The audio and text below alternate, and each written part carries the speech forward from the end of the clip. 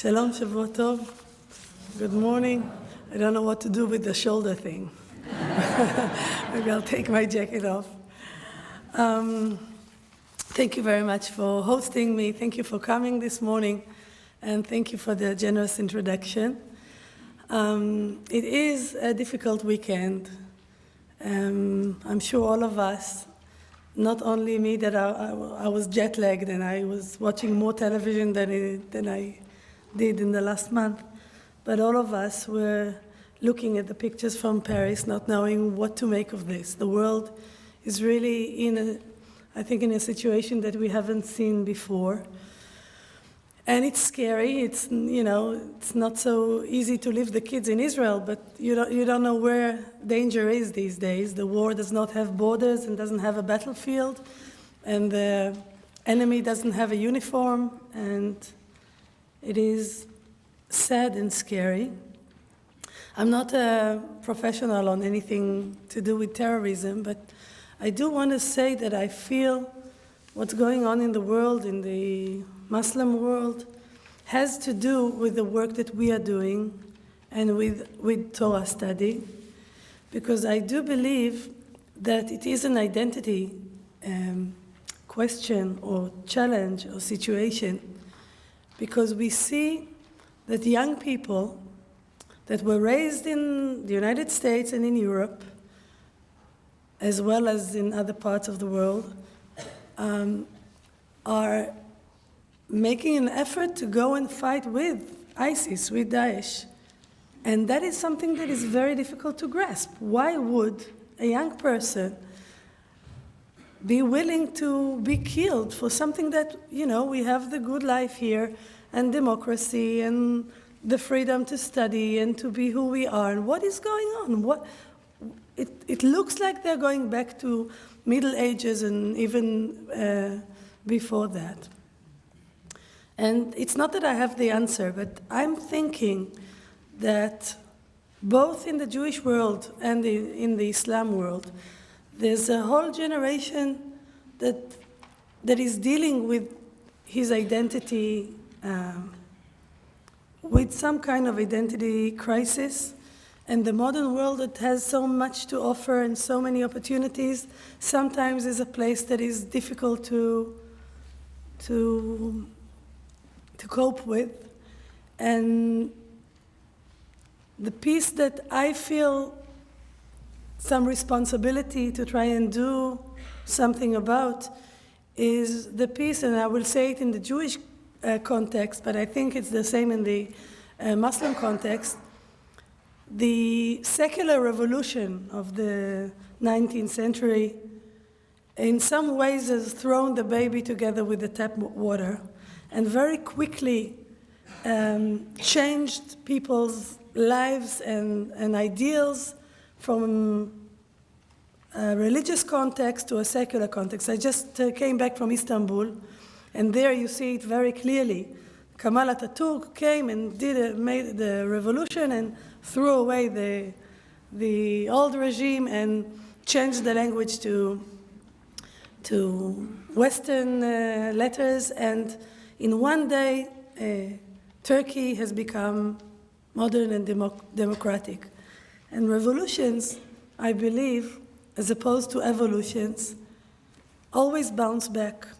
You can't quickly, like in Russia, when God was expelled from the books, like in Israel, when we became secular and our grandfather's generation left the traditional Jewish living in Yiddish and Ladino and all of many of the traditions back in the old land, and Israel wanted to make a new Jew, to create a new kind of Jewish person that is 65 years old, that is not connected to the old world. And I think that's always a mistake. Like in a private life, you can't go forward if you don't know where you come from. If you are not in touch with your parents and your grandparents, you will not know how to be a parent or a grandparent. And going forward is always connected to going backwards. In the Jewish rabbinic literature, backwards, חזור לאחוריך, is going backwards like this. So you see, when you walk backwards, לאחור is the future. And what's קדימה, ימי קדם, is the past. So what we have seen is what is already happened. It's the past. What we can't see is the future. So the Jewish person of rabbinic times walks his life backwards with his face to the past, as opposed to the Russian Revolution when you go forward to the unknown. And there's a lot of wisdom in this kind of walking backwards and appreciating. And as the older you get, the perspective becomes bigger. Now, I believe that both young Jews, maybe all over the world, but I know in Israel, and young Muslims, when they were disconnected and there's very little respect to the old way of Islam and Judaism, we are at the moment very frightened by Islam, and it looks like the whole thing, people should give it up and become nice, democratic, feminist, good people. But I don't believe this is a way to go. I think Islam has many options. ISIS is a terrible option, but there are many other ways of practicing Islam. And that I believe that through studying Jewish texts and knowing who we are, and at the same time studying Arabic and studying Islamic texts and recognizing how close these two cultures are. I was teaching in Istanbul the story of the death of Rabbi Akiva, and then the story of Bilal, the first muazzin, who said Allahu Akbar for the first time at the time of Muhammad. And when you study those texts together, you realize how similar they are, how close they are. This first muazzin, Bilal, died, or he was tortured, and he cried, Wahad, Wahad. And Rabbi Akiva, when he was tortured, he cries, Echad. It's exactly the same thing. There's so much similarity. There's no real reason for Islam and Judaism to not be able to live side by side. But the fear makes us run away from it.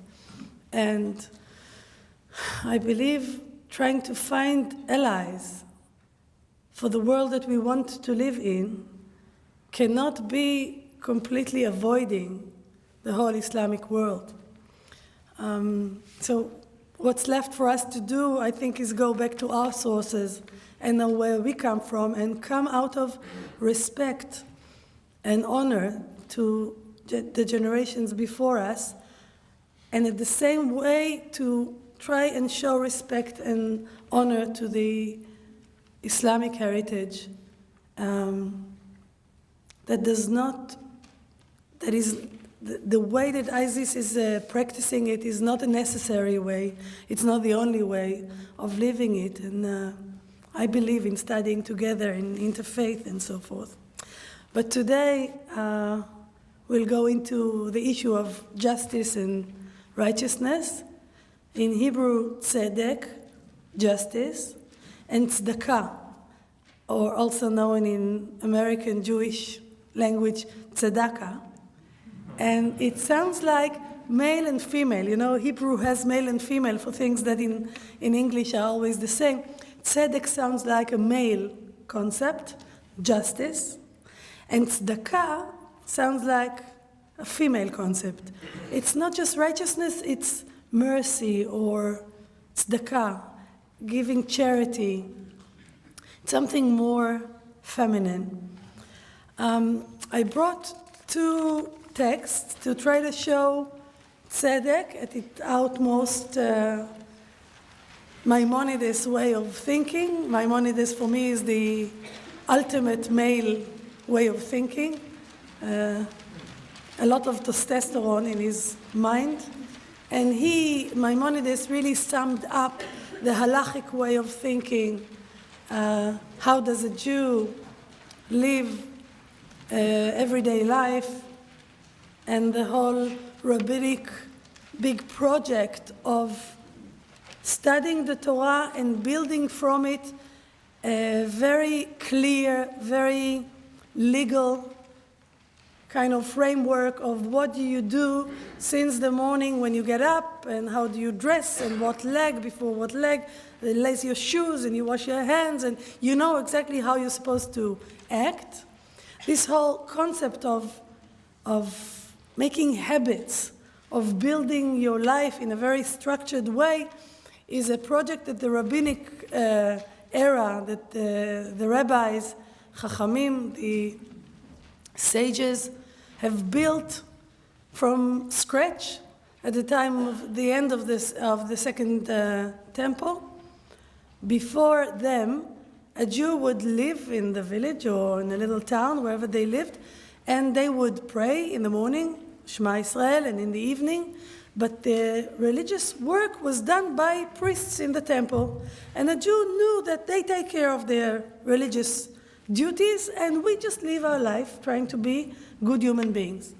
When the temple was destructed, and not only that it was destructed by the Romans, but the intellectuals and the rabbis, even before the Romans actually destructed it, felt like Jesus Christ in his time, that there's some kind of decay in that framework, and that the priests are not serving as they should, and they wanted to take responsibility on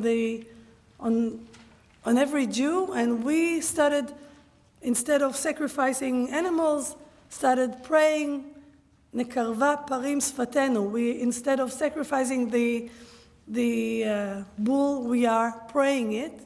And there was a whole revolution of rabbinic Judaism of making it private, making it communities and synagogues instead of one temple that is the center of the whole Jewish world, and study instead of worship in sacrifice, and the new Jewish hero, the scholar, instead of the priest. A lot of changes have been made, and one major change is those habits that are becoming halakha, that are becoming halachic, and that everybody is supposed to do. And during the ages, the Talmud, that this was written from the Bible, drawn out to the Mishnah, and then interpreted in give and take of the Talmud. The Talmud doesn't tell you exactly what to do, but tries to build a very rich conversation around the question of justice and righteousness, for example. But then came the halachic era, where Maimonides is the best example. They didn't want to give all the conversation, they give the bottom line. So what are you supposed to do? And I brought you the what are you supposed to do vis-a-vis justice on this first text.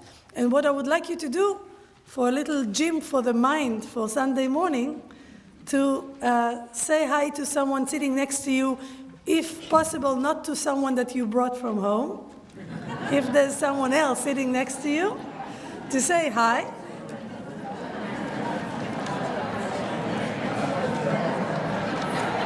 That was successful. Thank you. Wow.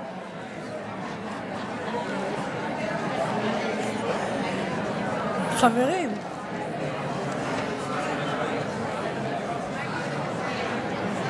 Just a minute, I didn't tell you what to do with a new friend. Please. Wow, this is a surprising outcome. חברים, I will whistle if you don't stop by yourself. I learned in the Scouts to whistle. It's very useful in times like this, but thank you. American Jews are still nicer than Israelis in this. So now that you have a new friend that you said hi to, I'd like you to study just number 6 from the Shulchan Aruch, Yoreh De'ah, Siman 249. Number 6, you can read the beginning if you would like, but I want you to study together with your new partner, the number 6. There are 8 ascending levels of charity. 6, 7, and 8. Okay, is that clear? I give you 10 minutes for that. If you would, please read it out loud, so we will have the sound of a Bet Midrash here, and then we'll study together. Let's try and study together. What does Maimonides say about how does one practice justice? When he talks about justice, he talks about giving charity, right? Talks about not tzedek, justice, not like being a judge, but tzedakah, giving charity. So what are the 8 levels of charity? How is one supposed to give charity in the right way? What is the anonymously? That's very important. Why do you think that's important? You don't embarrass the person. To keep the dignity of the receiver. I heard another word. Embarrass. Not to embarrass the one that is receiving, please. So the giver is, it's not about him. It's not to make himself a big name to give, but so the receiver doesn't know who he received from, and the giver doesn't proud himself too much by giving. That's the logic of anonymous giving. Excuse me? Or even better than giving charity in an anonymous way is finding work for the Jews. So giving, how do you say, what do you do for the fish? Teaching how to fish is better than giving gefilte fish. But if you can't teach how to fish, then you anonymously give the fish. What else? What did we learn? So what is the highest? Teaching how to fish is the highest. And then? Please. I don't think it says that. I think it says not only teaching them how to fish, but also to give the fishing pole and everything needed to make it possible, the wherewithal to make it possible. If you look at number 6. Yeah, I'm with you. Rega. 8 ways there are 8 ascending levels of charity. The highest possible level is to support a fellow Jew. Someone asked about the fellow Jew. Why isn't it just any human being? What did you think about that? We'll get to that in a minute. What did you think about the fellow Jew thing? Please. It's not something that we find politically correct in our pluralistic society in Los Angeles for most of us. And in fact, I was a little surprised when I saw it because I hadn't been aware of that particular statement. I heard about these levels of charity, but not that the fellow Jew was the number 1 top level. And what do you think about it? It is not politically correct, but what do you think about it? What do you feel about it? I think the concept to start within your own community is wonderful, and also to think of helping those to help themselves out of their impoverished states. Yes.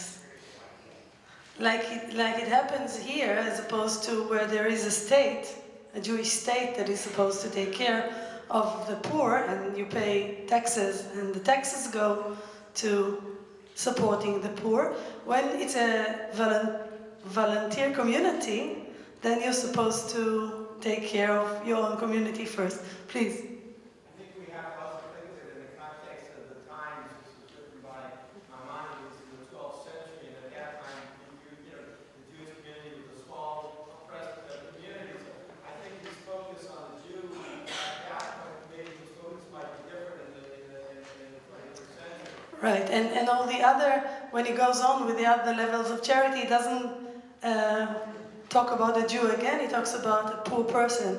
But yes, please. Just following up on that last point, the first one seems to envision a potentially ongoing relationship, which would have been more appropriate within the Jewish community, and then he goes on to talk about the other community with whom the Jews probably were not having that ongoing relationship. That's interesting. So when there is a community and an ongoing relationship, then you can teach how to fish and give the equipment. When there isn't, and you just, you are in your car and someone comes when you stop in the red light and asks for money. And there's all this thinking, he's on drugs, we will take the money for something bad, he's working for someone, and you are there in a moment you have to make a decision until the red light changes. And it is a moment of some kind of, like a very quick, who you are and what you do. Are you here to judge that person? Are you supposed to tell him go to work? Or what does Maimonides say? If anyone asks for charity, even give in sever panim yafot. Even if you can't give, say, I'm sorry, I don't, like, you should notice that it's a human being there and that it's difficult to ask. And if somebody asks, although, I was just coming, when I came back from Istanbul to Israel, there were a couple of kids in the airport and they said, we lost our money, we have to get some money for the train. And I knew, it's the same person with the same money for the train for years now.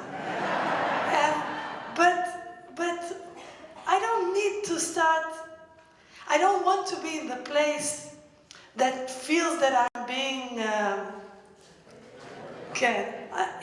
it's much easier to just give whatever you have to give, and maybe they do need some money to get back home. I mean, one day there will be someone there that needs money to get home, and also one day one of us will be stuck somewhere. Or as Michelle, when I came here, the taxi driver said that my credit card doesn't work, and I was suddenly in a foreign land. I didn't bring any cash. I just had the credit card, and in the minute you cross to the other side of the people that have to ask someone for help. If you are in a community, you're very lucky. If you are somewhere else, we need to keep the world a place where people choose to be generous.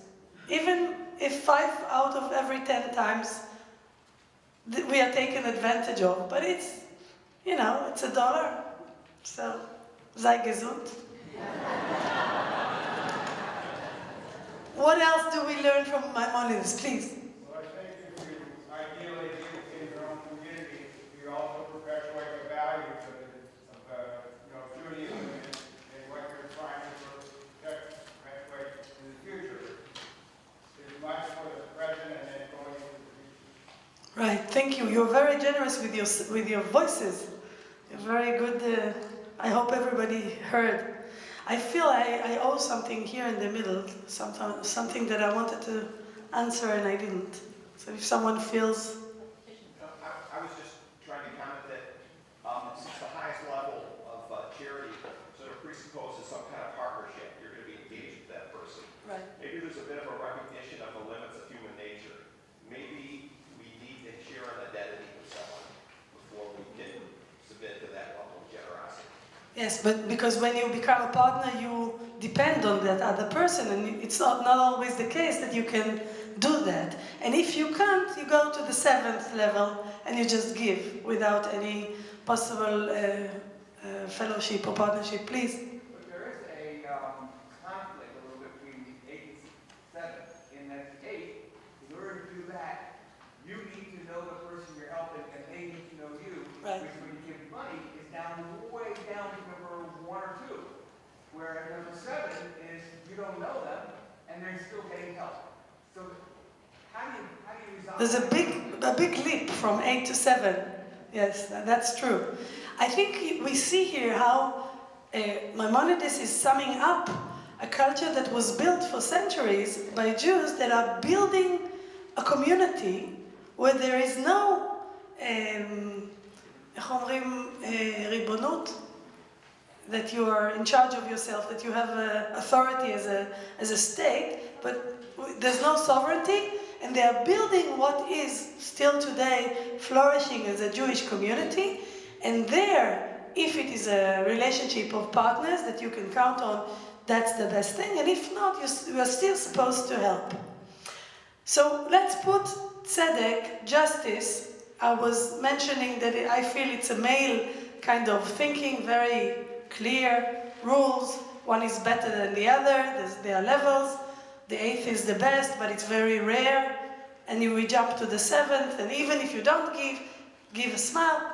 I want now to bring the other option, which is, if this was halacha, the law, now we are talking about agadah, the legends, the stories, the philosophy, the other side of Talmud, the rabbis that wrote the law. Usually we today, in our days, we make a difference between people that are writing legal documents, lawyers or judges, and people that are writing fiction or imaginary stories or philosophy. It's not, in the university you have to choose either or. But the rabbis, this is one of the amazing things that I'm so in love with them. The same people wrote the law and the legends. And when they are editing the Talmud, on the same page where they put the law, they also put the legend. I call it in my book there, to pet the cat with the fur and against the fur. When you pet the cat with the fur, the feeling that goes with the... And when you pet them against the fur, it's a very different feel. So, and I think you can only understand the Talmud when you have both ways together. So let's go into the other side of it, the against the fur part of the story. Let's try to study it together. I'll read it quickly, or a little of it in Aramaic, in Hebrew, for the music, and then we study it together in English. Mar Ukva, Hava'anya בשביבותי. דהבה רגיל כל יומה, דשדי לי 4 זוזי בצינורה דדשה. You're not supposed to understand, it was just the music of Aramaic. Let's do it in English. Mar Ukva, he's a very famous man, he's called Mar Ukva, like, it's not Mr. Ukva, it's like the Mara, like the head of a yeshiva. This guy is also the head of a Bet Din, of a court. Very famous man in his community. Mar Ukva had a poor man in his neighborhood. Like all of us, in every community, the man, the bourgeois man, the Jew with a house, this is the ideal Jew that has a home and has a wife and has some money, and he is like the man that is building the community, but he knows there is a poor man in his neighborhood. And there's no, en mukdam u'meuchar b'Torah, there's no before and after in the Torah. So he knows Maimonides, and he knows the rabbinic teaching of giving charity. So, into whose door socket he used to throw 4 zuz every day. So every day Mar Ukva, when he's walking to the Bet Midrash to study or to his court to judge people, what does he do on the way? He throws in his door socket 4 zuz. You can hear the sound of every day, maybe at the same time. He doesn't see the man. The man lives in a kind of a half floor under the street. He's a poor man, but there's this hole next to the door, and every day he's used to hearing the voice of 4 zuz from someone that he doesn't know, and they live one beside the other in the highest way of giving. He doesn't know who he's getting it from, and he doesn't know exactly who he's giving it to. He knows there's a poor man, but he doesn't know him personally. I want to mention that when the legends say that someone is doing some religious act, some halachic act, in the sense of he used to, in Aramaic, haya ragil, he used to, as a habit, in all the stories that I studied in the Talmud, when someone does something as a habit, and it says, Hava Ragil, he used to, something tragic is going to happen. The audience knows from their experience with these stories that if you hear Hava Ragil, he used to, there's a red light blinking, someone's going to get hurt, if not die. So we get into some kind of tension when we hear Mar Ukva had a poor man in his neighborhood. He used to give him 4 zuz every day in his door hole, and so we are waiting for the tragedy to happen. Why is it that the rabbis that wrote the law and the habits and wanted people to become used to habits? We are human beings like habits. It makes us quiet. It makes us, it's one of the things difficult in traveling is that I can't do my daily routine with the lemon and the dog walk and the radio. So the rabbis were building on this, and Rabbinic Judaism is about habit. So why are they writing stories where people are doing something religious by habit? The red light is blinking. We'll see. One day, this is always when you write dramatic stories, there's something that happened for many years, and then one day, things are going to change. One day, I'm not using the translation, I'll go to the Aramaic. I'm urging you, if you can, please study Hebrew, because you can't trust translations. It's like, I always say that it's like taking a shower with your clothes on. You get clean, but it's not the same. One day, Yom Echad Amar, one day he said, Eizil Ichazei Man Ka'avik Biyahut Tivuta. One day he said to himself, I want to see, let's see who's doing me this favor. Who says that? The poor man.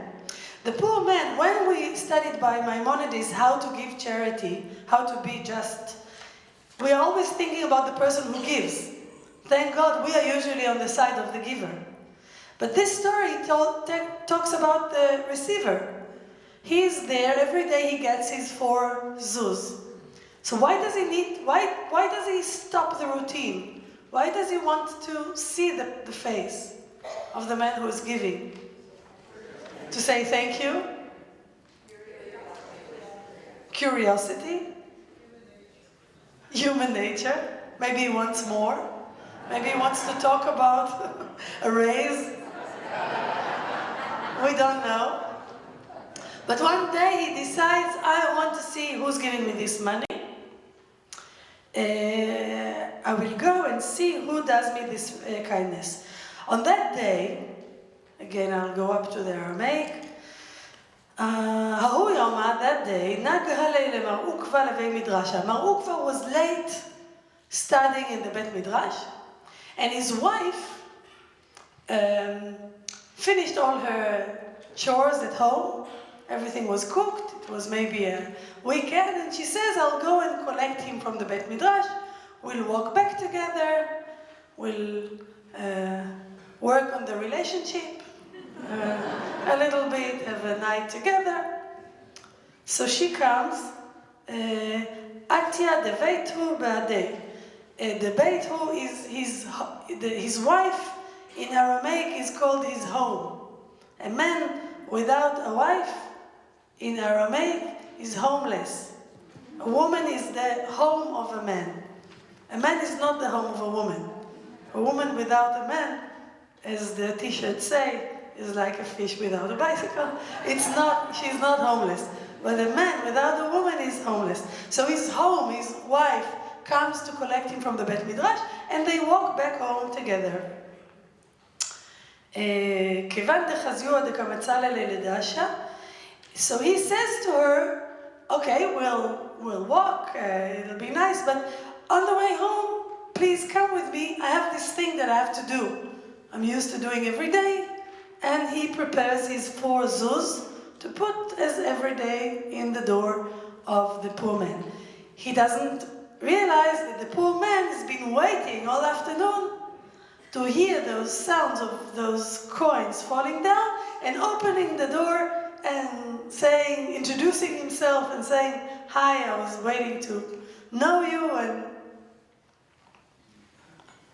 it happened that Mar Ukba was late at the house of study, and his wife was coming home with him. As soon as the poor man saw them moving the door, he went out after them. So Mar Ukba doesn't know what's going to happen, but we, the readers, understand that the poor man is waiting there, and something is going to explode. There is some kind of embarrassment to see the person that you're giving to. It's not only before when we asked why do we give without seeing anonymously, we said that because we don't want to hurt, we don't want to embarrass the man that is receiving. But isn't there also a kind of an embarrassment for the giver? You don't really want to see the man and you don't want them to say that they want more or that they are not happy or that why do you have and he doesn't have. The whole thing is a bit embarrassing. He gives the money, suddenly the door opens and this poor man appears. Mar Ukva doesn't know what to do. He starts running away together with his wife. And the poor man is following them in the streets of the little town until I always see this scene like black and white movies with piano. They run around the streets and the poor man is chasing them until they see a big oven where the women would put the chunt, the chamin for Shabbat. It was like a community oven, very big, with the coal that it was hot, and they would put each one would put their dish there and take it home on Friday. They see that, they jump in it and close the door, and the poor man that comes a minute after them doesn't see them and goes on running and loses them. So they got away and they didn't meet the poor man. Poor man might be a frightening looking fellow, like homeless people. You are afraid many times to see them, to be in contact with them, because they are, homeless people are everything like the opposite of the man with a house that has a home, has a family, and has something to lose. The homeless person, we're afraid of them because they are dirty and they are many times ugly or sick, and they are maybe on drugs and maybe alcoholic, and they have nothing to lose. The homeless person of the rabbinic time, I'm not saying anything about our time, but they are like the symbol of chaos. They are everything that is not organized in the world, everything that is scary. So we are as Jews, we are obliged to give charity, but to really meet the person that is frightening, that is not ruled, that is not dressed, that is smelling badly, is scary. So they run away from him. And now he ran away and he couldn't find them. Now we see them inside the oven.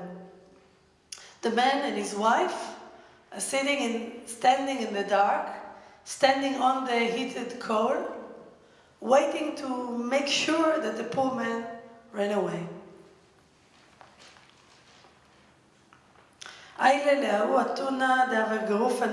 They jumped into the oven that has, I have the English, why do I try to translate? Just been swept. A furnace from which the fire had just been swept, so it's very hot. Mar Ukba's feet were burning. I want to make sure. His feet were burning, and his wife says to him, "Put your feet on my feet." What?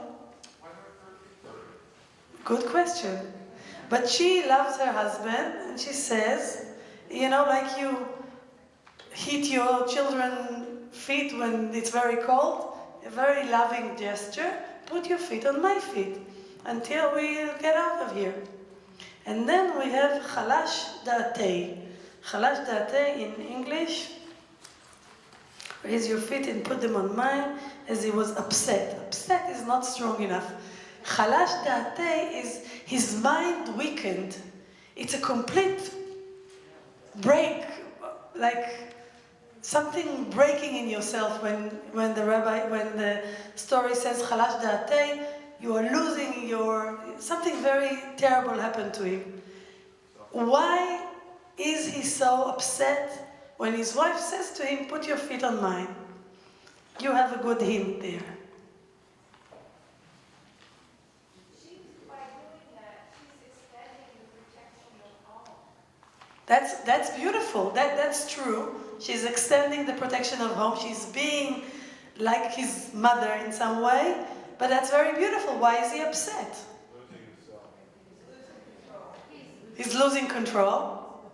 He's lost, she's extended the mitzvah beyond what he did because she's making the mitzvah more difficult. You know, it's like in Musar, if you do it and it's difficult to do, it's more of a mitzvah than a mitzvah that's easy to do. That's very Ashkenazi. If you suffer, it's better.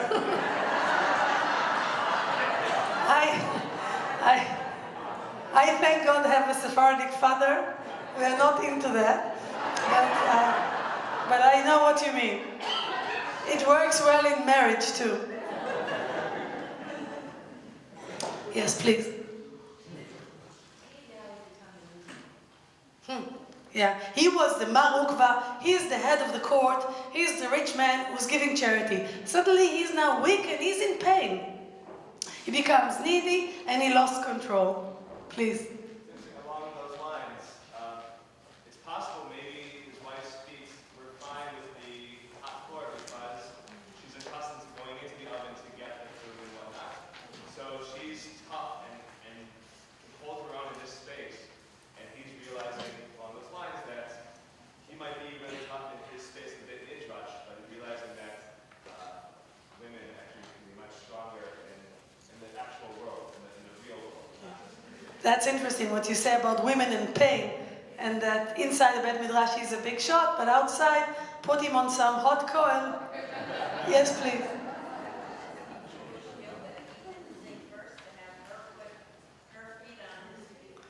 That's very generous to think that he's upset because he didn't think to ask her to put her feet. But we see that she's not so hot, and he is.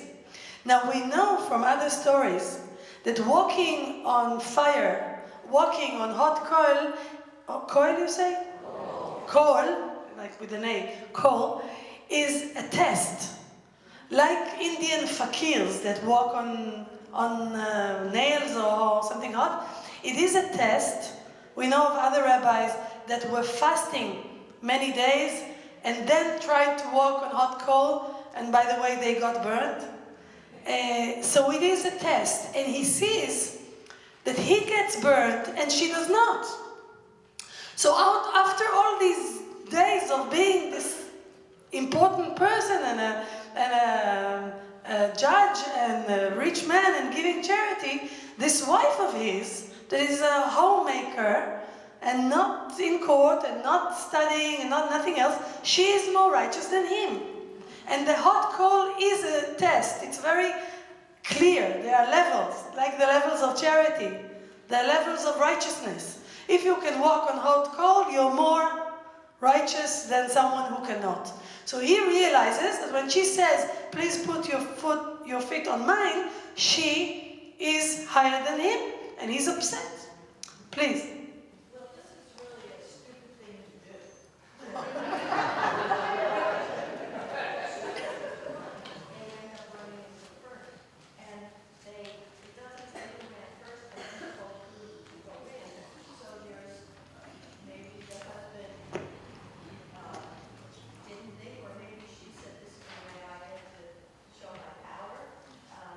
All these details we don't have. When we have these stories, and these are anonymous short stories that I read as a piece of art. I think they are perfect short stories. They are anonymous. It's amazing that in our culture of giving credit for every saying that someone says, you have to give credit, but these stories are not signed and there's no credit to anyone. They don't have the details. They give you the story and you have to add the details. So it could be that he came first or she came first, but we see that they were embarrassed enough, afraid enough from the homeless person. They would do anything not to be face to face with him, and they run into the furnace, and now we find out that she is more righteous than him, and he is upset. And then, because she loves him, she says she understands what's going on, and she understood that he is upset because he's burned, and he's like jumping in the hot coal, and she is not. And she says to him, she explains to him why she's not hot, and he is, and she says, אמרה לי, אנא שכיחנה בגויה דביתה ומקרבה ענייתי. She says to him, I know that you're upset because of the heat, but I will explain to you why I'm not burned and you are. Because I am at home, and when the poor people, the homeless people, are walking from home to home asking for something to eat, if you go in the Far East, you see the monks that are walking around with this orange robe and they only have a plate for rice, and they go to the housewives and they give them food. I guess in the ancient world in Babylon or in Palestine of the time, that was what housewives did. So when she says, when they come to me and they ask for something, first of all, I see them, I meet them face to face, and I מקרבת הנאתם. How does they explain it in English? Moving door. I'm usually at home, and my benefit are direct. Not enough. מקרבת הנאתם. I see what the poor man needs. Sometimes they need food. Sometimes they need money. Sometimes they need something warm to wear. Sometimes they need someone to talk to. I meet them face to face, and I'm מקרבת הנאתם. I take what will please them, what they really need, and I make it closer to them. So what does the story tell us? That although they are the right way to give charity, the storyteller, who is a rabbi himself, one of the rabbis that made the law of giving charity anonymously, at the same time they say a higher way of giving charity is actually meeting the person face to face and going beyond this disgust that we have from the chaotic being of the homeless person. That the woman, and they say that a woman's ability, a kind of motherly ability to contain this disgust and to see the person and to see beyond the smell and the look and the fear and to see what a person needs, to give 4 zuz every day is like giving by the municipality or by the Israeli government. They make a line of poverty. Whoever is under the line of poverty gets an equal payment every month to the checking account. But the writer of this story says charity is not about equality. It's not symmetrical. Not every poor person needs the same thing. You need to look at them. You need to be courageous enough to see poverty, to see the poor person that is, to see a person in need is something difficult. It's frightening. It is, we are losing control on our kind of organized life. But when one is willing to stand there, even to let them, she's at home and they come home, it's even more frightening. She's alone at home in the morning. And they come, she looks at them and she doesn't see them as a danger. She sees them as people in need, and she gives them the special thing that they need, whatever it is. And for that, says the writer of the story, her legs will not burn, because she is the real righteous one. I'll take a breath. This is how I understand the story. I just want to add and say, we'll go into questions in a minute. I just want to add and say that the beauty that I see in Talmud is that it's an integration of writing legal text and writing and understanding that legal laws cannot contain human life. It's always the details. It's always, you have the kind of rule, the grounding rules, but you need to be able to be there to meet the person and to understand what is this specific case, what is it inviting me to see, what is it inviting me to give. Is there something that I can give to this specific person? And then you understand that the legal way of giving charity, like you give your bank an order to give every month, the 15th of the month, I don't know how much, or if you, in another story, visit your wife once a year in a certain address, in a certain date, or if you visit your mother once a month. When you do something that you're supposed to do out of your heart, when you do it in scheduling, in a kind of a cold way, you did it. It's not that you're not righteous, but it's much more to try and you can't every time really meet your mother and the poor person and whatever you need to do. But sometimes to get out of the habit and to make it face-to-face meeting. And so what I think is so beautiful in halakha, although I'm not a halachic Jew, I learn the halakha, but I try to live my own Jewish life, and I understand my halakha. You know, halakha is from lalechet, from walking. So I understand my halakha only backwards when I see how I walked. But what I try to teach myself is, on one hand, to understand that we are supposed to give to people that are less fortunate than us. And on the other hand, that I have to check my own habit of giving if it didn't become, what is, like not alive, not fresh, not, yeah. And that is, it's interesting, the whole world of halakha, on one hand, this is the way we become better people, because we put ourselves into good habits, and the habits keep us being good people. But on the other hand, the habit itself has a tendency to get stuck, to get stale. And then you have to come out of the habit in a feminine kind of way and take it personally, look at it in a fresh kind of way.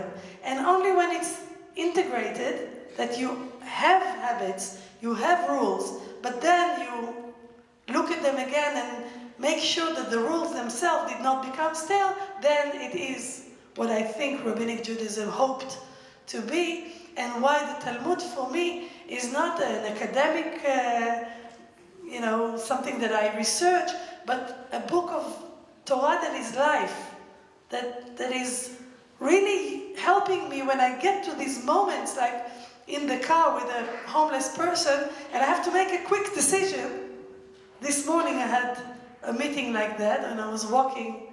I'm jet-lagged, so this is the middle of the day for me. And I met this homeless woman, and I didn't know what to do. It's this moment that you don't know. But I have this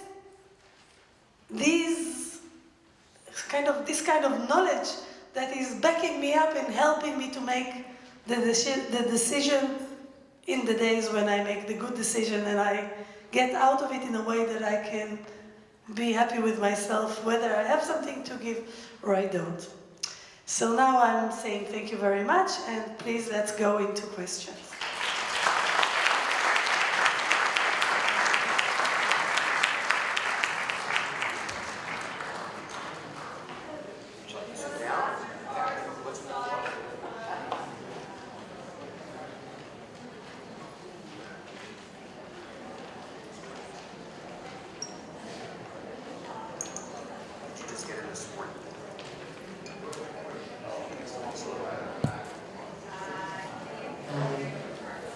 Good morning. While some cards are being collected, I'm supposed to ask some questions. So I will ask some questions.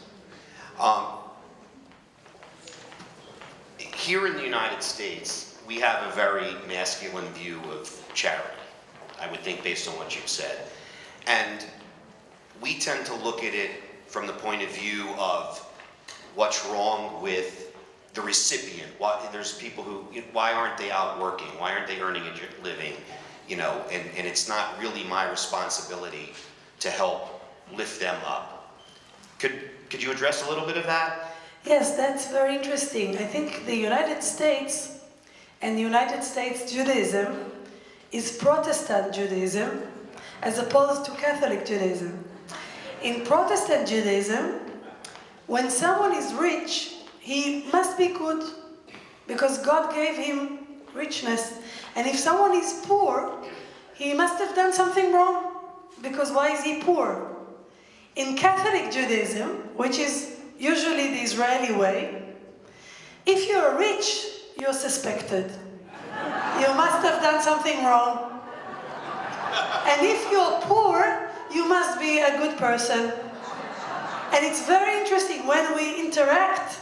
Many times the misunderstandings between American Jews and Israeli Jews are about when people are coming to help and support, and Israelis are beginning to, what is this? Why did you get this money? What did you do? And vice versa. The Americans say, why don't you have enough? So this, I think, has to do with the concept of Protestant and Catholic. I just share a little private story. When my father was growing up in Bulgaria, and the Bulgarian kids would hit him on the way back from school. So he'd go to his father and say, Abba, they are hitting me, the kids. So his father, who was not a great educator, would say, if they hit you, you must have done something wrong. They don't hit me.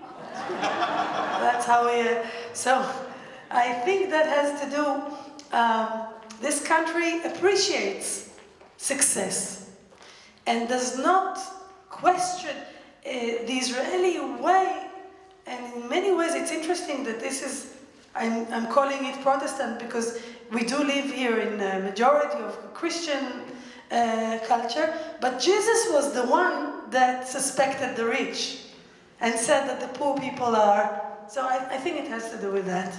But I see a lot of charity in this country, I mean. There's a lot of private charity. I think the question is about what's the role of government and society at large to offer charity, and I think there's a school of thought that some people have that private charity is fine, and however you want to give that, that's great, but the government shouldn't be involved in giving to people because why aren't they out getting a job? And I think that's so part I think to that sense, I think the story is answering that giving is more about us than about the receiver, and that it's a privilege to give and also a responsibility. So now on to questions from more important people than me, some of our people who are here with us. Could you comment on the treatment of refugees? I think probably they're referring to the situation that we're seeing today, maybe from Syria, maybe from other places, from the perspective of righteousness, of Jewish perspective. That's a great question. I think it's the story we studied together is touching it exactly. The refugees, I don't know how you interact with them in this country. Do you see a lot of them in the city?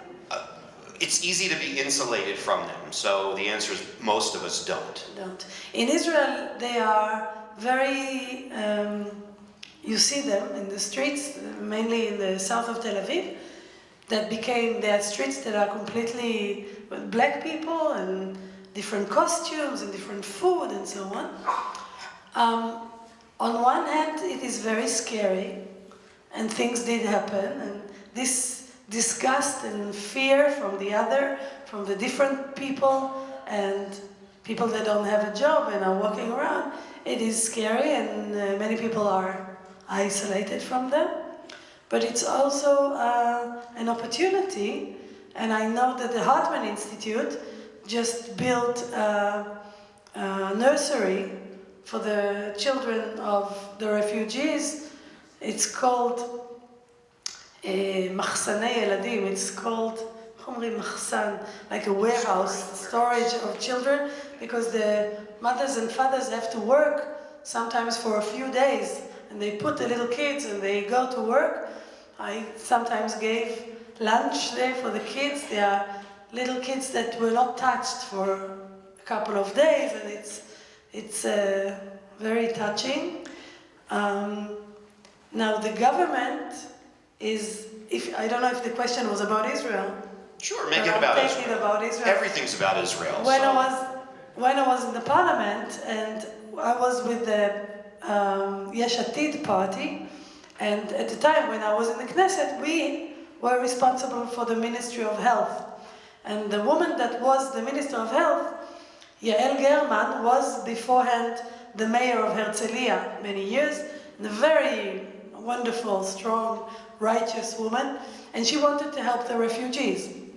But Prime Minister Netanyahu made a point that is interesting, and you have to take seriously, that if we will give health benefits and everything to the refugees, there will be more and more coming, because Israel has you can walk up to Israel from the desert of Sinai, and we will not be able to receive hundreds of thousands of people.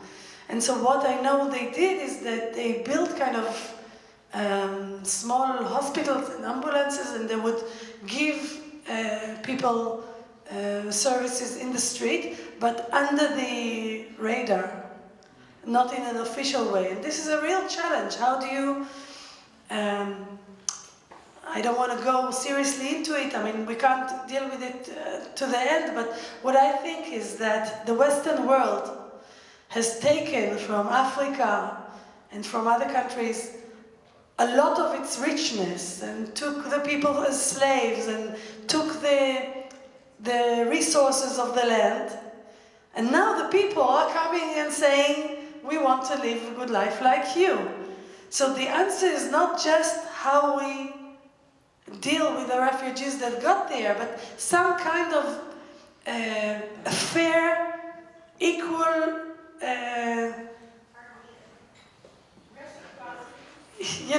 sharing of the goodness in the world for the whole world, and not taking everything from them and then giving them a little charity when they come. We have to let the African people be happy where they are in Africa, not deprive them of what was theirs and then see them as refugees here. It is in some ways connected to what we started with what happens with the Islamic world, but it's too big a To follow up on that, because there's a few questions that address this, to what extent does the motivation of the recipient come into giving to the recipient? For example, you said, the people who are at the intersections, they're washing your windows or whatever they're doing and asking for money, and it's easy to think, well, you're just going to use this money for drugs or alcohol. But even to take that to a more disturbing kind of thing, the idea that refugees might be coming from Syria or somewhere into your country to do damage to your country, how do you balance the idea that we want to be generous of spirit, but yet trying to be somewhat cynical or skeptical of their motives? Well, it's not only hard questions, it's a hard reality that we live in. Because on one hand, I have to catch a flight tonight, and I'm not naive I'm suspicious all the time when I'm in the airport I'm suspicious all the time when I'm in Israel, because, you know, I'm going to be on that plane. But on the other hand, if I look at it deeply and seriously, I might be naive, but I think that people want to have a good life. And people want to have some kind of hope and future for their children. And that the best way to fight, you know, the danger, terrorism, or the danger of refugees is to try and give them a good life where they are, so they do not become refugees. Now, this is not something that we can quickly do, and it's not something that a private person can do. But I don't see that the world is, that the big politics of the world is even talking about that. And once you announce them as enemies, there's no way out. In a war, everybody loses. So there's the very private meeting place, as you say, where you just do what your soul tells you at that moment, but there's always the option of trying to see the human being inside the situation and be generous. And I think there's the big scale, and in that we do have power as people that are voters to say to the people representing us that justice should be done in the bigger scale, whether it's in the neighborhood, because when we live in gated communities, in gated institutions, in gated schools, it's a big price to pay when there's something out there that scares us. And, you know, again, this is a very hard Sunday morning to say this, but I still believe that out there are human beings. There are terrible leaders, there's evil in the world, and today there are people that are celebrating death. And I have no sympathy for them, and I'm not going to give them, these people have to fight and kill. But the people that they are able to convince, the people that they're able to draw to them, many times are people that just want to live a good life, and that, in that sense, occupation is a problem that I feel responsible for, and what the West has done with colonialism to the whole world is something that we are paying for.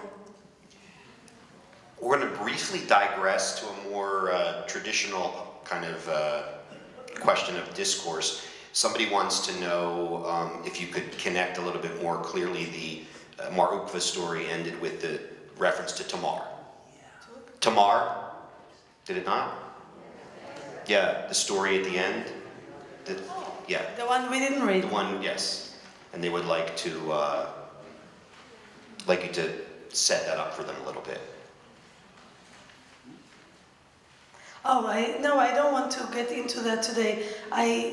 Because you see, I was told specifically to ask that question.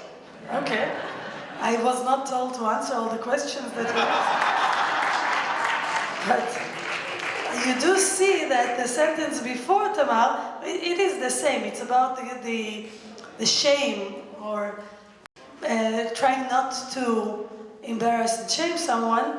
It says before there, אמר רבי יוחנן, משום רבי שמעון בר יוחאי, נוח לו לאדם שימסור עצמו לתוך כבשן האש ואל ילבין פני חברו ברבים. It's better for a person to throw himself into a furnace of fire and not shame his fellow person in public.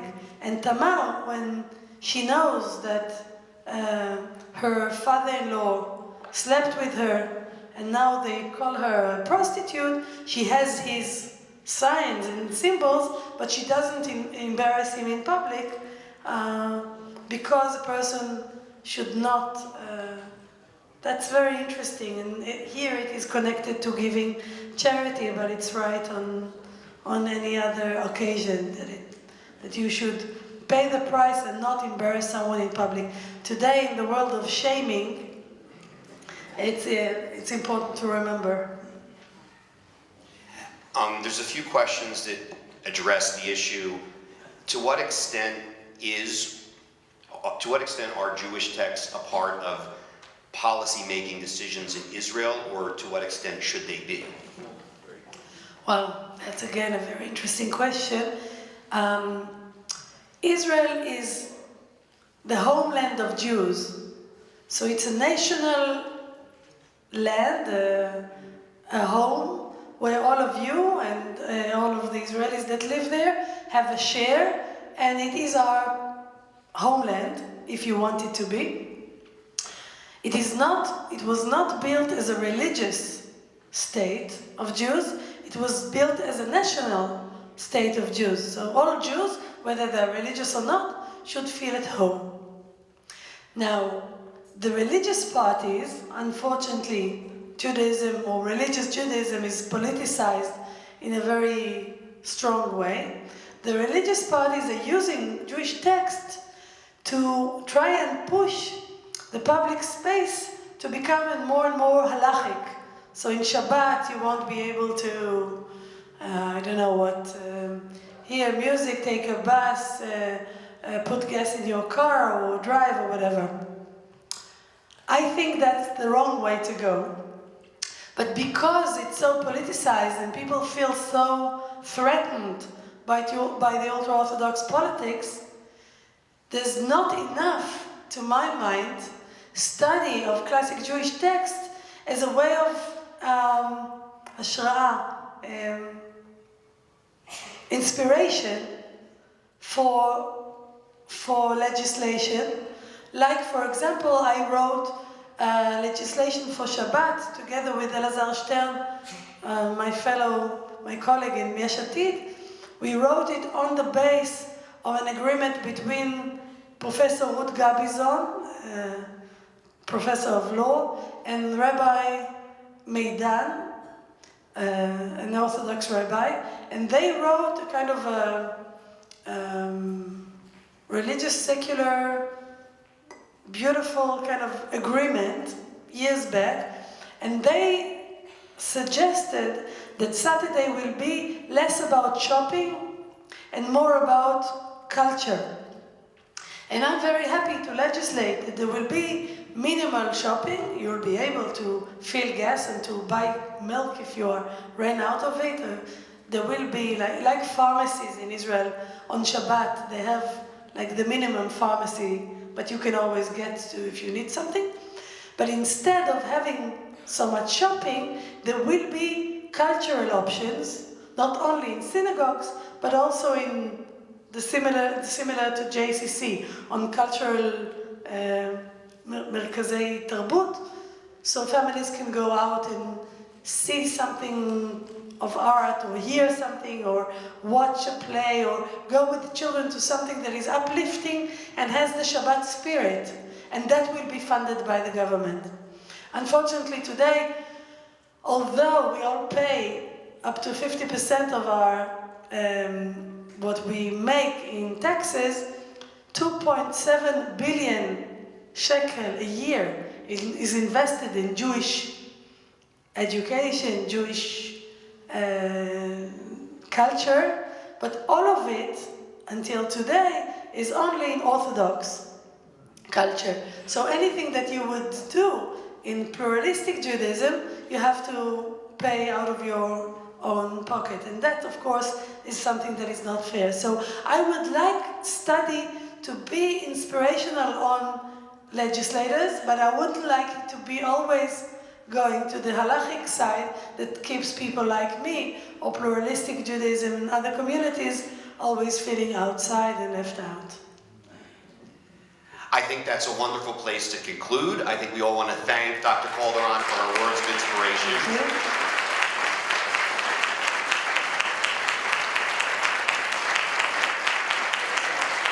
I want to remind you that Dr. Calderon's colleague at the Hartman Institute, Tal Becker, will be with us on December 13th at Adat Ariel, which is not too far from here. We would love to see all of you there, and at the subsequent meetings of the Valley Collaborative. Thank you and have a great morning.